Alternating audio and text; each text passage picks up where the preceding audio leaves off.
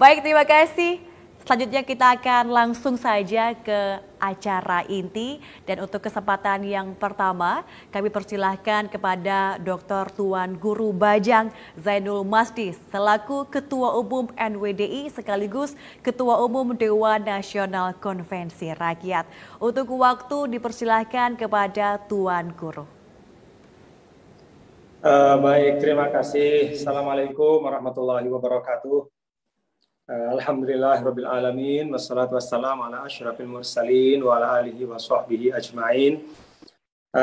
Bapak-bapak dan ibu serta sahabat yang saya hormati, adik-adik para mahasiswa, tentang tema kita. Jadi kita ini sekarang berada pada bulan Ramadan. Kalau nggak salah kita puasa yang ke-6 ya pada hari ini. Jadi puasa yang ke-6, ya alhamdulillah kita semua sebagai anak bangsa bersyukur ya bahwa di Indonesia yang kita cintai ini suasana keberagamaan kita sangat kondusif. Sehingga umat muslim pada bulan suci Ramadan dan juga pada kesempatan-kesempatan yang lain itu bisa melaksanakan tuntunan-tuntunan keagamaan dengan kondusif, dengan bebas, dengan nyaman. Demikian juga umat non-muslim juga ya. Di Indonesia, alhamdulillah, bisa melaksanakan kegiatan-kegiatan keagamaan, ya, tuntunan-tuntunan keagamaan, ritual-ritual ibadah, ya, juga dalam suasana yang aman dan nyaman. Ini yang pertama menurut saya penting untuk kita ingat selalu ya adik-adik, ya, bahwa yang kita rasakan hari ini bukanlah taken for granted, ya. Bukanlah sesuatu yang tiba-tiba ada gitu. Tapi ini adalah sesuatu yang merupakan ya pertama tentu karunia dari Allah Subhanahu wa taala, Tuhan yang Maha Kuasa, dan juga adalah merupakan buah ya dari kerja kolektif dari seluruh anak-anak bangsa di masa-masa sebelum kita. Jadi mulai dari para founding fathers, bahkan sebelumnya ya, sebelum Indonesia merdeka, beragam komponen masyarakat yang ada di Indonesia ya, di Nusantara pada waktu itu semua berusaha untuk berkontribusi membangun masyarakat yang harmonis.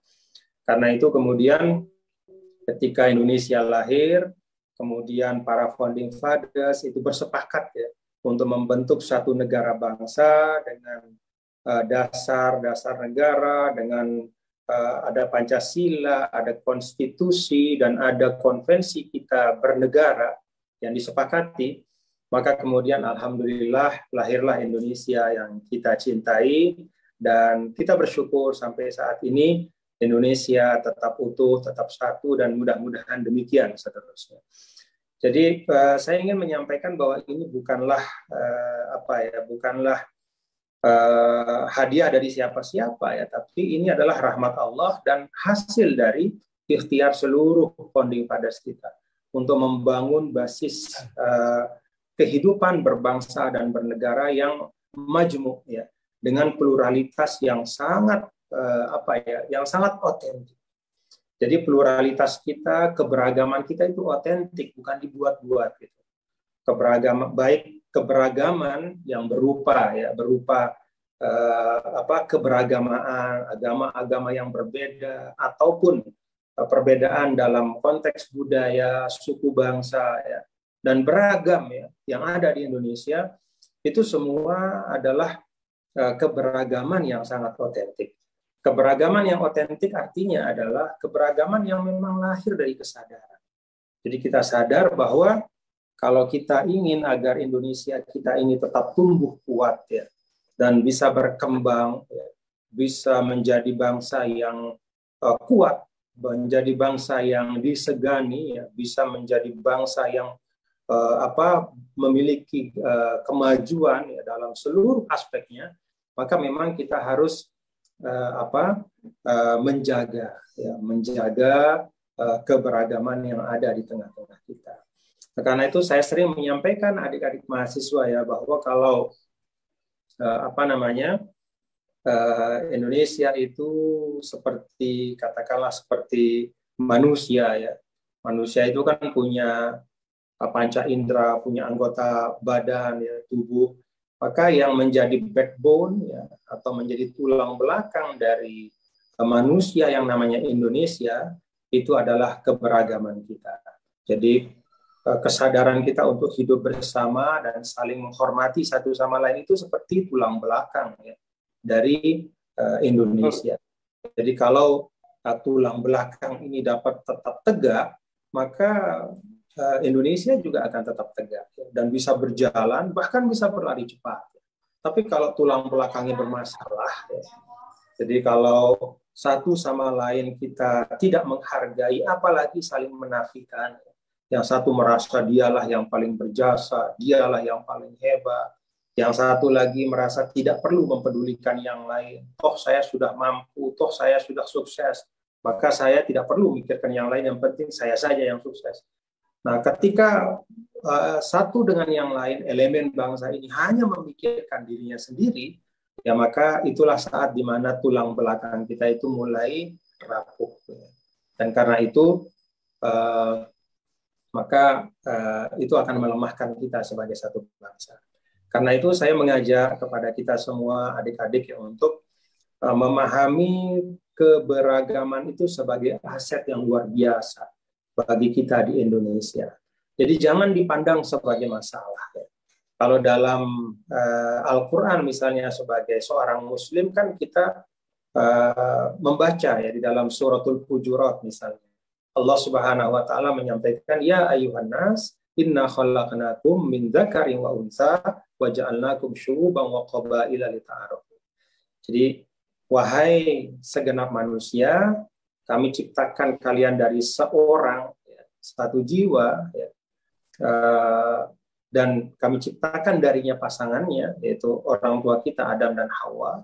Lalu kemudian Allah ciptakan dari kedua beliau itu, ya, menjadi masyarakat, menjadi kelompok-kelompok yang sangat banyak. Untuk apa? Lita'aruf, untuk saling mengenal dan saling mengisi. Jadi dalam potret ayat ini keberagaman itu adalah satu opportunity untuk saling mengenal. Ya. Jadi keberagaman itu bukanlah obstacles, dia bukan kendala di dalam kita mengembangkan potensi-potensi kita, tapi keberagaman adalah opportunity, bahkan adalah aset, adalah modal untuk kemudian kita garap bersama untuk saling mengisi dan saling melengkapi, dan kemudian hadirlah Indonesia yang kuat. Nah, karena itu saya mengajak kepada, kalau di sini banyak hadir adik-adik, anak-anak muda, mahasiswa, mari maknakan keberagaman itu sebagai aset bersama yang harus kita jaga. Ini yang pertama. Lalu yang kedua terkait dengan materi webinar kita, ya, momentum menguatkan solidaritas beragama. Jadi kalau kita bicara tentang Ramadan, ya, Ramadan itu sesungguhnya bukan sekedar, ya, instrumen ritualitas, ya. Dalam arti kita mencari pahala dengan berpuasa. Dengan berpuasa itulah kita berharap ada pahala dari Allah, karena itu berarti kita menunaikan perintah agama, tidak sebatas itu. Tetapi Ramadan atau puasa itu juga adalah instrumen kemanusiaan. Jadi dia tidak hanya instrumen ritual keagamaan, tapi dia adalah instrumen kemanusiaan dalam arti, ya, bahwa Ramadan itu memiliki, ya, beragam katakanlah beragam makna yang bisa menguatkan hubungan sosial kita dan nilai-nilai kemanusiaan kita. Ada dulu seorang ulama, ya, namanya Habib Ali Al-Jufri. Ya, beliau ini termasuk guru saya juga gitu ya. Beliau menulis suatu buku yang judulnya Al-Insaniyatu Qabla. Jadi kemanusiaan sebelum keberagamaan. Gitu. Jadi berperi kemanusiaan sebelum beragama. Nah, dalam buku ini Habib Ali Al-Jufri itu mengulas, ya, dari teks-teks agama yang sangat banyak, ya, bahwa sesungguhnya agama itu, ya, dihajatkan adalah untuk membangun karakter manusia-manusia yang memiliki nilai kemanusiaan yang tinggi. Jadi tidak ada artinya kita beragama tanpa kemudian hadir nilai-nilai kemanusiaan dalam diri kita. Jadi kalau orang beragama tapi tidak peduli kepada orang yang susah, orang beragama tapi tidak peduli terhadap katakanlah misalnya ada kemiskinan, ada kesulitan-kesulitan yang ada di tengah masyarakat, ya, maka keberagamaannya itu bisa disebut sebagai tadayun naqis, ya, yaitu suatu keberagamaan yang kurang, ya. Artinya bukan keberagamaan yang utuh. Nah, karena itulah maka dalam semua perintah-perintah perintah agama, ya, itu selalu termuatkan, include, ya, di dalamnya, built in, bahkan di dalam perintah itu sendiri aspek-aspek kemanusiaan. Contoh, ya, kalau kita misalnya membaca ayat tentang perintah salat, ya, wa aqimis sholata innas sholata tanha 'anil fahsya'i wal munkar. Tegakkan salat, sesungguhnya salat itu mencegah, ya, dari segala macam perbuatan destruktif dalam kehidupan. Apa itu perbuatan destruktif dalam kehidupan? Ya, kalau dalam ayat ini disebut al-fahsya, itu segala macam kekejian. Jadi kekejian yang menyangkut, ya, katakanlah kejahatan-kejahatan, ya, yang punya yang punya resiko atau konsekuensi pidana, ya. Mencuri, korupsi, merampok, merampas, ya, memanipulasi, mengambil hak orang lain tanpa hak. Itu termasuk fahsya. Atau al-munkar. Ya. Demikian juga salat yang baik itu akan mencegahmu dari perilaku mungkar. Termasuk perilaku mungkar itu adalah satu hal yang tidak baik, ya, yang ada di dalam diri seorang manusia. Misalnya kebencian kepada orang lain. Misalnya merasa diri lebih daripada yang lain, menyombongkan diri, menganggap orang lain yang beda itu lebih rendah dari itu. Entah itu karena beda agama, beda strata sosial, ya, beda intelektualitas atau apa, selalu dianggap lebih rendah. Nah, sholat yang baik akan menjadikanmu pribadi yang tercegah dari karakter yang seperti itu. Artinya apa? Di dalam sholat itu ada dimensi kemanusiaan. Jadi itu perintah agama selalu seperti itu. Demikian pula puasa. Kalau kita bicara tentang Ramadan, kalau Rasulullah Shallallahu Alaihi Wasallam kan menyampaikan bahwa malam yada qaula zur wal amala bihi, gitu. Falaisa lillahi hajat fi ayyada ta'amahu wa syarabahu. Kalau ada orang yang puasanya itu tidak bisa mencegahnya dari qaula zur wal amala bihi, ucapan-ucapan yang di dalamnya itu ada muslihat, ada rekayasa, ada provokasi. Misalnya memprovokasi orang lain, situasi yang sudah baik tapi kemudian diprovokasi entah dengan ucapan atau dengan postingan, ya. Atau kemudian bahkan yang lebih dari itu, misalnya dia bukan hanya dengan ucapan, bukan hanya dengan postingan, tapi juga bahkan dengan mobilisasi langsung, gitu, bikin keributan, gitu, bikin huru-hara. Nah, kata Rasul, Allah nggak perlu, ya, Allah nggak perlu kepada puasanya orang seperti itu. Jadi kalau kita lihat di dalam setiap perintah agama itu selalu ada kriteria kemanusiaan yang harus terpenuhi. Ada indikator-indikator dalam ukuran hablum minan nas yang harus terwujud. Sholat membuat kita tidak melakukan al-fahsya wal munkar. Puasa membuat kita mencegah diri dari perbuatan-perbuatan yang destruktif. Demikian pula ibadah-ibadah yang lain, seperti berzakat, bersedekah, gitu ya. Dan semua ibadah-ibadah di dalam agama. Saya yakin juga di dalam di dalam agama yang lain juga seperti itu diajarkan, bahwa setiap perintah agama itu ditujukan untuk membangun karakter yang baik. Sehingga di dalam setiap perintah agama itu selalu dimuatkan, ya, nilai-nilai di mana seseorang yang beragama itu harus memiliki kesadaran kemanusiaan yang lebih tinggi. Nah, itu yang kedua. Nah, karena itu ketika kita bicara tentang Ramadan dalam ruang yang majemuk, ya, yang plural seperti di Indonesia, maka salah satu hal yang penting, ya, di dalam apa namanya di dalam Ramadan ini adalah bagaimana Ramadan kita, termasuk di dalamnya ada ibadah puasa, ada tarawih, ada tilawatul Quran, ada sedekah, ada zakat, dan semua segala macam ibadah. Bagaimana di dalam Ramadan ini kita memanfaatkan Ramadan kita ini untuk membangun penghormatan terhadap nilai-nilai kemanusiaan.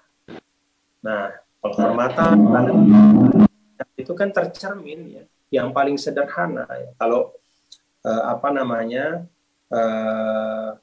kalau di dalam Islam itu selalu komitmen itu diukur dari tindakan nyata. Jadi kalau Anda mengatakan bahwa Anda menghormati keberagaman, maka harus ada bukti nyata ya, dalam perilaku Anda yang menunjukkan Anda memiliki penghormatan terhadap itu. Kalau Anda mengatakan bahwa Anda ada orang yang mutasamih ya, dalam bahasa Arab yang artinya orang yang toleran, menghormati perbedaan, menghormati orang yang berbeda dan pandangan yang berbeda, maka itu harus terwujud dalam interaksi sosial kita. Nah, karena itu salah satu yang menurut saya penting ya, teman-teman dan para mahasiswa, ketika kita bicara tentang membangun atau menguatkan solidaritas beragama, maka satu yang sangat penting adalah kita perlu memperbanyak perjumpaan sebagai anak bangsa. Perjumpaan fisik, perjumpaan pemikiran, perjumpaan ide dan gagasan. Ya. Jadi kita membangun perjumpaan-perjumpaan. Karena apa? Karena orang-orang yang dulu membangun Indonesia, para founding fathers kita, yang memiliki ideologi, katakanlah pemikiran ya, mazhab pemikiran yang beda-beda. Ada yang cenderung kepada katakanlah sosialisme, ada yang lebih cenderung kepada liberalisme, ada yang cenderung kepada pemikiran katakanlah pemikiran keagamaan, ya, ada yang dari Islam, ada yang kemudian basisnya dari Katolik, ada yang dari Hindu, dan dari semua itu mereka bisa kemudian membentuk, ya, menghadirkan satu negara bangsa namanya Indonesia karena mereka berjumpa. Jadi perjumpaan-perjumpaan antara para tokoh dengan pemikiran yang berbeda dan beragam itulah yang kemudian menghasilkan negara bangsa yang namanya Indonesia. Nah, karena itu tradisi membangun perjumpaan yang baik ya, antara kita sebagai sesama anak bangsa ini perlu terus diperkuat. Karena itulah elemen yang bisa memperkuat solidaritas kita. Bagaimana kita bisa membangun penghormatan kepada orang yang kita tidak pernah sekalipun misalnya berjumpa. Ya. Bagaimana kita bisa menjaga dan merawat, ya, apalagi memperkuat ya, rasa kedekatan itu kalau kita tidak berusaha membangun perjumpaan. Nah, karena itu dalam konteks ini ya saya mengajak teman-teman dan adik-adik para mahasiswa ya. Kalau bicara tentang ruang perjumpaan ya, sebagai sesama anak bangsa, itu maka salah satu kelompok yang sangat potensial untuk menciptakan ruang-ruang perjumpaan itu adalah kaum muda, ya. Anak-anak mahasiswa, kaum milenial. Nah, ada istilah misalnya kan apa ya, kompo, ya, ngafe bareng, duduk bareng. Ya. Itu sebenarnya kalau kemudian diisi dengan bertukar pikiran, kemudian juga mempercakapkan gagasan-gagasan tentang Indonesia ke depan, ya, tentang masa depan bersama, itu akan membangun solidaritas di antara kita. Termasuk di dalamnya ketika bicara solidaritas ya tentu adalah solidaritas beragama ya, karena kita yang ada di Indonesia ini, anak-anak muda kita semua ya tentu berasal dari latar belakang keagamaan yang juga berbeda. Nah, itu yang menurut saya penting ya, jadi membangun ruang perjumpaan.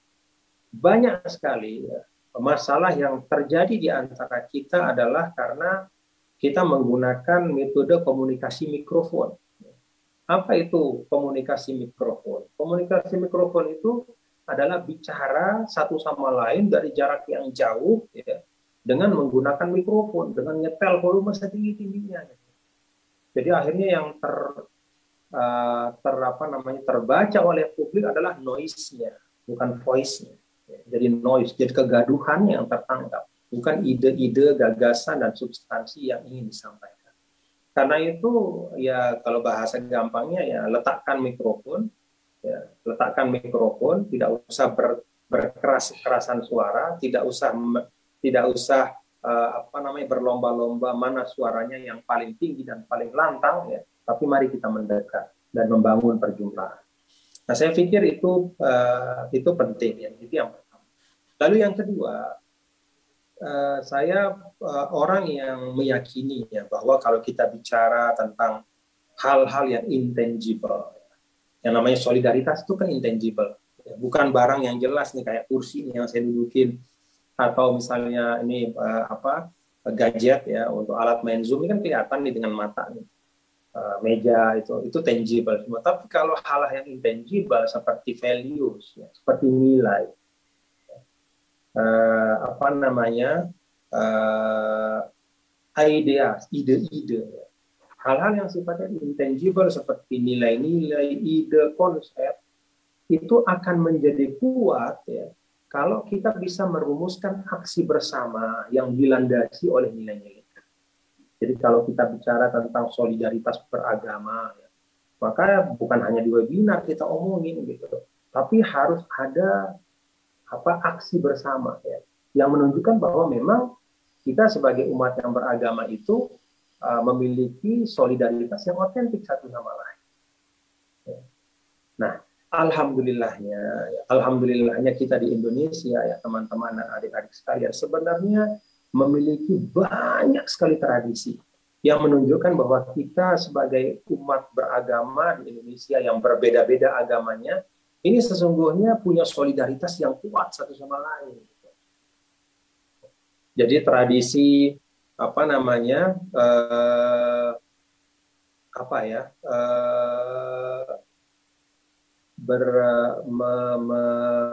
memperingati seperti misalnya di NTB ya. Di NTB itu ketika misalnya Idul Fitri ya, ketika Idul Fitri itu masyarakat yang non Muslim itu juga ikut menampakkan kegembiraan,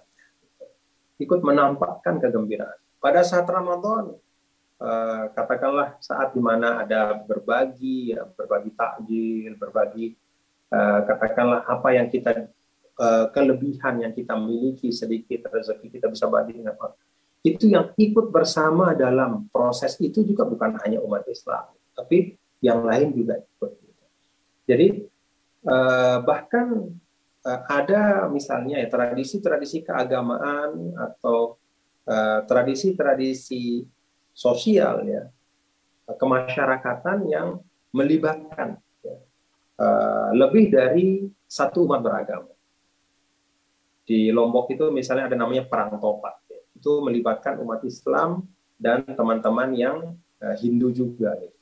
Jadi perang topat itu menampakkan kegembiraan dan kebersamaan. Nah, jadi ketika kita bicara tentang toleransi beragama, maka mari kita hadirkan di dalam ruang sosial kita ini kerja-kerja yang bersama. Sama-sama sebagai sesama anak bangsa gitu. Beda-beda agama tapi kita bekerja bersama, berkegiatan bersama.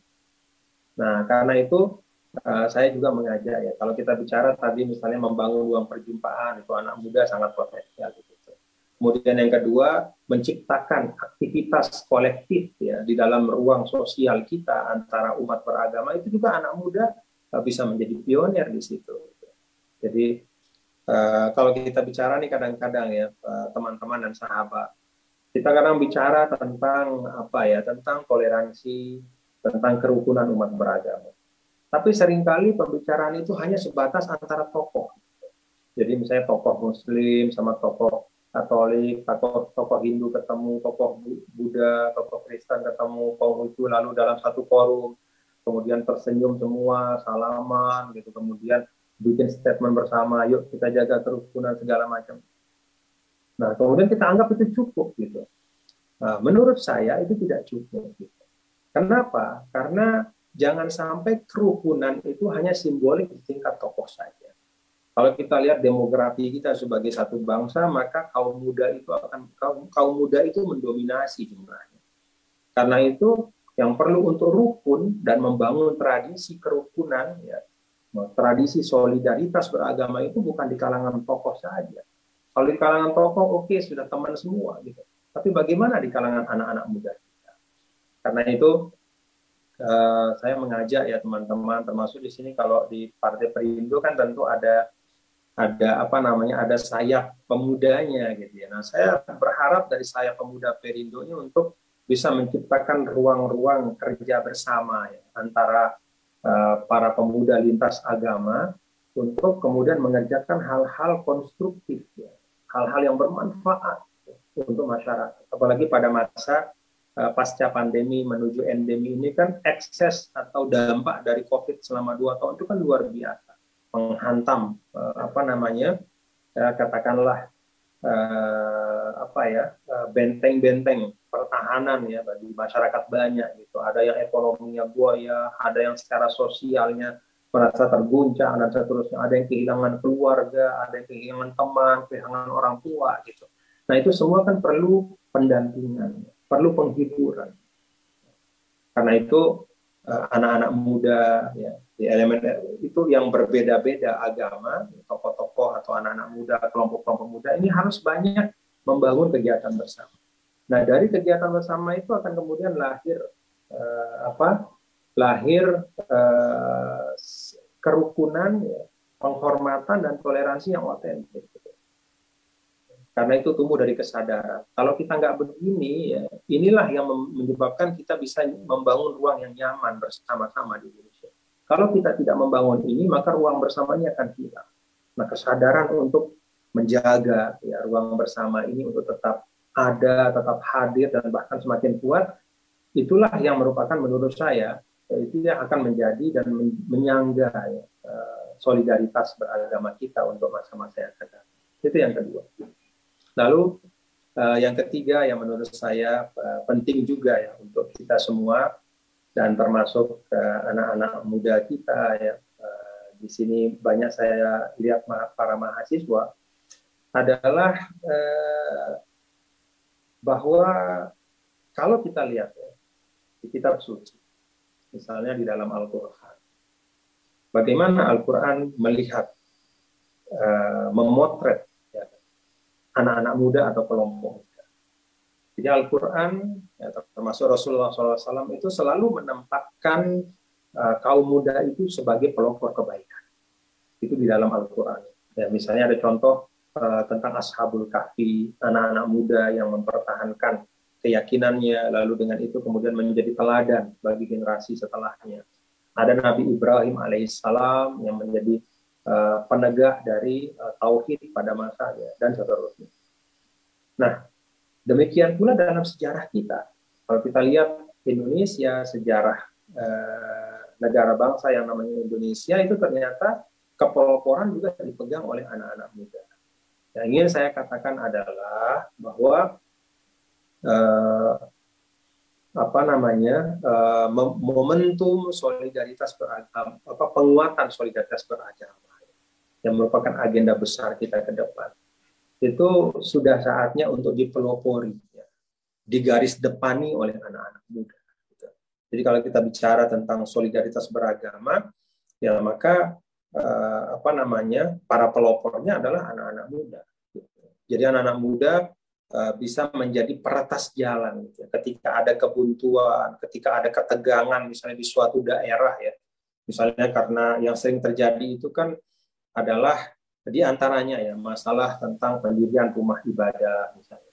Nah, saya berharap anak-anak muda dan kita semua itu menjadi pelopor untuk memecah kebuntuan atau kebekuan, memecah kebuntuan komunikasi, memecah kebekuan di dalam bersosialisasi. Jadi anak-anak muda bukan lagi berada di belakang ya untuk kemudian dalam tanda kutip penggembira ya. Ketika ya tokoh-tokoh rame maka ikut rame, enggak begitu. Tapi saya berharap seiring dengan kekuatan kita ke depan sebagai bangsa adalah anak-anak muda dalam struktur demografis kita, maka saya berharap anak-anak muda juga bisa menjadi icebreaker ya, menjadi pemecah kebekuan ya, menjadi peretas jalan ya pada saat ada ada yang apa namanya, ada yang stagnan, ada yang terhenti, ada komunikasi yang putus di antara anak-anak bangsa, maka anak-anak muda bisa berperan. Nah, termasuk ya tentu di dalam bulan suci Ramadan, ya, dalam konteks momentum atau menguatkan solidaritas sosial seperti ini, sesuai dengan tema webinar kita, saya berharap anak-anak muda kita, ya, sahabat-sahabat, para mahasiswa, itu bisa menjadi pelopor dan orang-orang yang berada di garis depan. Terima kasih. Assalamualaikum warahmatullahi wabarakatuh.